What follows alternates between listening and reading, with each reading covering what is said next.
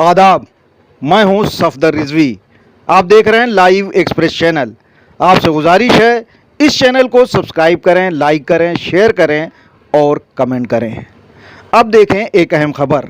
वक्फ जायदाद के साथ हो रही मनमानी अभी भी बदस्तूर जारी है, इसीलिए अदालत को दखल देना पड़ रहा है। लखनऊ के इमामबाड़ा आका बाकर वक्फ से जुड़े मामले में वक्फ ट्रिब्यूनल ने उत्तर प्रदेश शिया वक्फ बोर्ड के सीईओ के खिलाफ 1 महीने के सिविल कारावास का आदेश दिया है।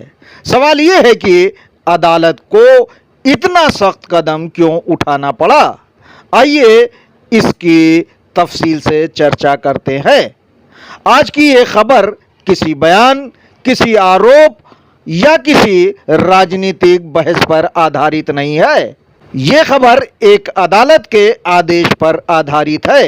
ये मामला लखनऊ के मशहूर इमामबाड़ा आका बाकर से जुड़ा है। दरअसल इमामबाड़ा आका बाकर के प्रबंधन और ख़ास तौर पर मुहर्रम की व्यवस्थाओं को लेकर विवाद पैदा हुआ। मामला ट्रिब्यूनल पहुंचा। सुनवाई के बाद अदालत ने 21 अगस्त 2025 को एक अंतरिम आदेश दिया। अंतरिम आदेश का मतलब ये होता है कि जब तक अंतिम फैसला नहीं हो जाता तब तक सभी पक्षों को उसी आदेश का पालन करना होता है। लेकिन आरोप लगा कि उस आदेश का पूरी तरह से पालन नहीं हुआ। इसके बाद फिर अदालत का दरवाज़ा खटखटाया गया। याचिकाकर्ता का कहना था कि ट्रिब्यूनल ने जो व्यवस्था तय की थी उसके बावजूद बाद में ऐसे आदेश और पत्र जारी किए गए जो अदालत के आदेश के खिलाफ थे। दूसरी तरफ जिन लोगों पर आरोप लगाए गए उन्होंने अदालत में अपना पक्ष रखा और कहा कि उन्होंने कोई अवमानना नहीं की। यानी अदालत के सामने दोनों पक्ष मौजूद थे, दोनों की बातें सुनी गई, दोनों के दस्तावेज देखे गए। इसके बाद ट्रिब्यूनल ने पूरे रिकॉर्ड का अध्ययन किया और फिर 24 जून 2026 को अपना विस्तृत फैसला सुनाया। यही वो फैसला है जिसकी चर्चा आज पूरे उत्तर प्रदेश में हो रही है। इस फैसले में उत्तर प्रदेश शिया सेंट्रल वक्फ बोर्ड के मुख्य कार्यपालक अधिकारी यानी सीईओ ज़ीशान रिजवी के खिलाफ 1 महीने के सिविल कारावास का आदेश दिया गया है। यहीं से ये मामला बेहद महत्वपूर्ण हो जाता है, क्योंकि जब अदालत किसी सरकारी अधिकारी के खिलाफ ऐसा आदेश देती है तो लोग ये जानना चाहते हैं कि आखिर क्या हुआ कि अदालत को इतना सख्त कदम उठाना पड़ा। अब सबसे बड़ा सवाल यही है कि आखिर अदालत ने अपने आदेश में क्या कहा, किस बात को आदेश का उल्लंघन माना और किस आधार पर ये फैसला सुनाया। इसी की हम चर्चा करेंगे। अब सवाल ये है कि आखिर अदालत के सामने ऐसा क्या आया जिसकी वजह से ये मामला इतना गंभीर हो गया। वक्फ ट्रिब्यूनल ने 21 अगस्त 2025 को एक अंतरिम आदेश दिया था। उस आदेश का मकसद था कि इमामबाड़ा आका बाकर में मुहर्रम से जुड़े काम उसी व्यवस्था के अनुसार किए जाएं जो ट्रिब्यूनल ने तय किए हैं। लेकिन बाद में एक नया घटनाक्रम सामने आया। अदालत के रिकॉर्ड के मुताबिक 11 सितंबर 2025 को शिया सेंट्रल वक्फ बोर्ड की तरफ से एक पत्र जारी किया गया। याचिकाकर्ता का कहना था कि इस पत्र के जरिए वही व्यवस्था लागू करने की कोशिश की गई जिसे ट्रिब्यूनल ने अपने अंतरिम आदेश में रोक दिया था। यही इस पूरे विवाद का महत्वपूर्ण हिस्सा है। याचिकाकर्ता ने अदालत से कहा कि जब अदालत का आदेश पहले से लागू है तो उसके विपरीत कोई नया प्रशासनिक आदेश कैसे जारी किया जा सकता है। दूसरी तरफ सीईओ ज़ीशान रिजवी की तरफ से अदालत में जवाब दाखिल किया गया। उनका कहना था कि उन्होंने ट्रिब्यूनल के आदेश की अवमानना नहीं की। उन्होंने अपने जवाब में कई कारण बताए और कहा कि उनके खिलाफ लगाए गए आरोप सही नहीं हैं। यानी अदालत ने सिर्फ एक पक्ष की बात नहीं सुनी, दोनों पक्षों के जवाब, दस्तावेज और रिकॉर्ड को विस्तार से देखा। इसके बाद ट्रिब्यूनल ने अपने आदेश में साफ लिखा कि उसने पूरे मामले का अध्ययन किया। रिकॉर्ड देखने के बाद ट्रिब्यूनल इस नतीजे पर पहुंचा कि 11 सितंबर 2025 को जारी किया गया पत्र पहले दिए गए अंतरिम आदेश के अनुरूप नहीं था। यही वजह है कि ट्रिब्यूनल ने इसे आदेश के उल्लंघन के रूप में माना। यहीं से मामला सिर्फ प्रशासनिक विवाद नहीं रहा, बल्कि अदालत के आदेश के पालन का मामला बन गया। और जब किसी अदालत को ये लगे कि उसके आदेश का पालन नहीं हुआ, तब कानून उसे कार्रवाई करने का अधिकार भी देता है। यही कारण है कि इस मामले में भी ट्रिब्यूनल ने आगे बढ़कर अपना फैसला सुनाया। अब सबसे बड़ा सवाल ये है कि अदालत ने आखिर किस कानूनी आधार पर 1 महीने के सिविल कारावास का आदेश दिया। अब आते हैं उस सवाल पर जो हर कोई पूछ रहा है, आखिर अदालत ने इतना सख्त फैसला क्यों सुनाया? क्या ये फैसला किसी आरोप के आधार पर दिया गया या फिर अदालत के सामने ऐसे सबूत थे जिनके आधार पर ये निष्कर्ष निकाला गया? अदालत के आदेश को पढ़ने पर पता चलता है कि ट्रिब्यूनल ने सबसे पहले दोनों पक्षों के जवाब पढ़े, इसके बाद पूरे रिकॉर्ड का अध्ययन किया, फिर ये देखा कि 21 अगस्त 2025 को जो अंतरिम आदेश दिया गया था उसके बावजूद क्या क्या हुआ। ट्रिब्यूनल ने अपने आदेश में लिखा कि 11 सितंबर 2025 को जारी किए गए पत्र से ये साफ दिखाई देता है कि पहले दिए गए अंतरिम आदेश का पालन नहीं किया गया। यही इस पूरे फैसले का सबसे अहम आधार बना। ट्रिब्यूनल ने यह भी कहा कि अदालत के अंतरिम आदेश का सम्मान और पालन किया जाना जरूरी था। अगर किसी पक्ष को उस आदेश से असहमति थी तो उसके लिए कानूनी रास्ता खुला था। ऊपरी अदालत में अपील की जा सकती थी, लेकिन जब तक कोई आदेश ना आ जाए तब तक पहले दिए गए आदेश का पालन करना जरूरी होता है। इसी आधार पर ट्रिब्यूनल ने माना कि उसके आदेश का उल्लंघन हुआ है। इसके बाद अदालत ने सीपीसी के आदेश 39 नियम 2A के तहत कार्रवाई की। यही वो कानूनी प्रावधान है जिसके तहत अगर अदालत के आदेश का उल्लंघन साबित हो जाए तो अदालत कार्रवाई कर सकती है। इसी प्रावधान का इस्तेमाल करते हुए ट्रिब्यूनल ने उत्तर प्रदेश शिया वक्फ बोर्ड के मुख्य कार्यपालक अधिकारी जीशान रिजवी को 1 महीने के सिविल कारावास में भेजने का आदेश दिया। साथ ही आदेश में ये भी कहा गया कि इस फैसले का पालन कानून के अनुसार कराया जा सकता है। यानी अदालत ने सिर्फ टिप्पणी ही नहीं की बल्कि अपने आदेश को लागू करने का भी निर्देश दिया।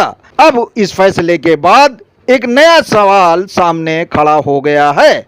अगर ये पत्र केवल सीईओ ने जारी किया था तो बात अलग थी, लेकिन अगर ये पत्र बोर्ड के फैसले या बोर्ड की मंजूरी के आधार पर जारी हुआ था तो फिर क्या केवल सीईओ की ही जिम्मेदारी बनती है या फिर इस पूरे मामले में बोर्ड के अध्यक्ष अली जैदी और दूसरे जिम्मेदार सदस्यों की भी भूमिका है?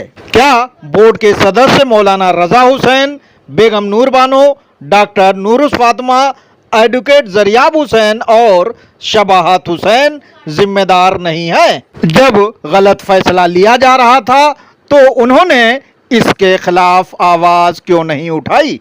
साथ ही मौलाना कल्बे जवाद क्यों खामोश रहे? सवाल यह है कि जिस पत्र को अदालत ने अपने आदेश के उल्लंघन से जोड़कर देखा, क्या ये केवल एक अधिकारी का व्यक्तिगत फैसला था या फिर वो शिया सेंट्रल वक्फ बोर्ड की ओर से जारी किया गया एक आधिकारिक पत्र था? अगर कोई सरकारी अधिकारी अपनी तरफ से कोई निजी फैसला ले ले तो उसकी जिम्मेदारी उसी की मानी जाती है, लेकिन अगर कोई आदेश बोर्ड की ओर से बोर्ड के अधिकार का इस्तेमाल करते हुए किया गया हो तो फिर ये सवाल उठना स्वाभाविक है कि उसकी जिम्मेदारी आखिर किसकी होगी? क्या सिर्फ उस अधिकारी की जिसने पत्र पर हस्ताक्षर किए हैं, या फिर उन लोगों की भी जिनके फैसले या निर्देश के आधार पर वो पत्र जारी हुआ है? फिलहाल अदालत के इस आदेश में कार्रवाई मुख्य कार्यपालक अधिकारी जीशान रिजवी के खिलाफ की गई है। अदालत ने बोर्ड के अध्यक्ष अली जैदी या अन्य सदस्यों के खिलाफ इस आदेश में कोई दंडात्मक निर्देश नहीं दिया है। अदालत के इस आदेश में दूसरे प्रतिवादी के रूप में अफसर मिर्जा का भी नाम शामिल है। अदालत के रिकॉर्ड के अनुसार 26 जून 2025 के बोर्ड के पत्र के आधार पर मुहर्रम से जुड़े कार्यों के लिए उन्हें संयुक्त मुतवल्ली के रूप में अधिकृत किया गया था। उन्हें भी 1 महीने की सिविल कारावास की सजा सुनाई गई है। अफसर मिर्जा पर इमामबाड़े के प्रबंधन में ढेरों अनियमितता और घोटाले करने का आरोप है। बताया जाता है कि अफसर मिर्जा को मौलाना कल्बे जवाद की सिफारिश पर मुतवल्ली बनाया गया था और ऐसा करके वे इमामबाड़ा आका बाकर पर कब्जा करना चाहते थे ताकि भविष्य में मौलाना मीसम जैदी को हटाकर अशरे की मजालिस मौलाना कल्बे जवाद के बेटे मौलाना कल्बे अहमद से पढ़वाई जा सके। लेकिन ये सवाल ज़रूर बना हुआ है कि अगर भविष्य में इस मामले में कोई नई कानूनी कार्रवाई होती है या किसी पक्ष की ओर से नई याचिका दायर की जाती है तो क्या जिम्मेदारी के दायरे पर भी विचार किया जा सकता है? इसका जवाब अभी भविष्य के कानूनी घटनाक्रम पर निर्भर करेगा। इस समय जो तथ्य हमारे सामने हैं वे केवल अदालत के इसी आदेश तक सीमित हैं, इसलिए ये कहना सही नहीं होगा कि किसी और के खिलाफ भी कार्रवाई तय होगी। लेकिन ये कहना भी गलत नहीं होगा कि अदालत के इस फैसले के बाद कई नए कानूनी सवाल खड़े हो गए हैं और इन्हीं सवालों का जवाब आने वाले दिनों में अदालतों या संबंधित अधिकारियों की आगे की कार्रवाई से मिलेगा। अब सबसे बड़ा सवाल यह है कि इस फैसले का असर सिर्फ इस एक मामले तक रहेगा या फिर शिया वक्फ बोर्ड की कार्यप्रणाली पर भी इसका असर पड़ेगा। वक्फ अच्छे मिर्जा को लेकर हाईकोर्ट ने पहले ही अध्यक्ष अली जैदी के खिलाफ अदालत के फैसले की अवमानना करने को लेकर 5,000 रुपये की पेनाल्टी लगाई थी। ये इसलिए भी महत्वपूर्ण है क्योंकि पिछले कई महीने से शिया वक्फ बोर्ड लगातार विवादों में रहा है। कभी बैठकों को लेकर सवाल उठे, कभी मुतवल्लियों की नियुक्ति पर विवाद हुआ, कभी आदेश जारी करने के तरीके पर सवाल उठे और अब पहली बार एक ऐसा आदेश सामने आया है जिसमें अदालत ने बोर्ड के मुख्य कार्यपालक अधिकारी के खिलाफ 1 महीने के सिविल कारावास का आदेश दे दिया है। यानी अदालत ने साफ संदेश दिया है कि उसके आदेशों का पालन हर हाल में होना चाहिए, चाहे वो आम नागरिक हो या फिर कोई सरकारी अधिकारी। इस फैसले के बाद एक और सवाल उठ रहा है, क्या अब शिया वक्फ बोर्ड अपने काम करने के तरीके की समीक्षा करेगा। क्या भविष्य में कोई भी आदेश जारी करने से पहले ये देखा जाएगा कि कहीं वो अदालत के किसी आदेश के खिलाफ तो नहीं है?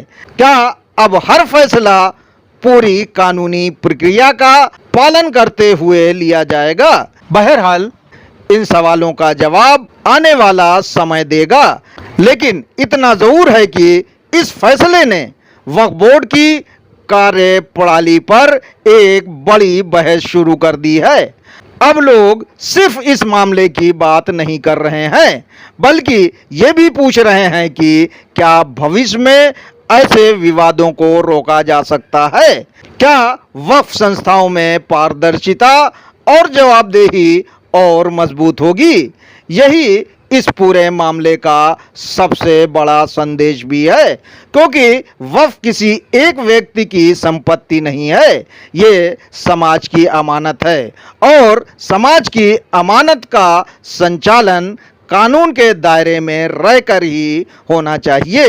अब इस रिपोर्ट का आखिरी सवाल और शायद सबसे महत्वपूर्ण सवाल, अगर अदालत किसी सरकारी अधिकारी के खिलाफ इतना सख्त आदेश दे सकती है, तो क्या भविष्य में ऐसे मामलों में बाकी जिम्मेदार सदस्यों की भूमिका की भी जांच होगी?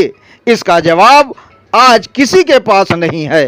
ये आने वाली कानूनी प्रक्रिया तय करेगी, लेकिन इतना तय है कि इमामबाड़ा आका बाकर से शुरू हुआ ये मामला अब सिर्फ एक वक्फ का मामला नहीं रह गया है। ये कानून, जवाबदेही और प्रशासनिक जिम्मेदारी की एक बड़ी मिसाल बन चुका है। वक्फ मामलों के अल्लामा कहे जाने वाले ज़मीर नकवी का कहना है कि मौलाना कल्बे जवाद जो अपने को शिया वक्फ बोर्ड का सरपरस्त बताते हैं, उन्हें वक्फ बोर्ड में होने वाली गड़बड़ियों और घोटालों को देखते हुए चुल्लू भर पानी में डूब मरना चाहिए। आपसे गुजारिश है इस चैनल को सब्सक्राइब करें, लाइक करें, शेयर करें और कमेंट करें।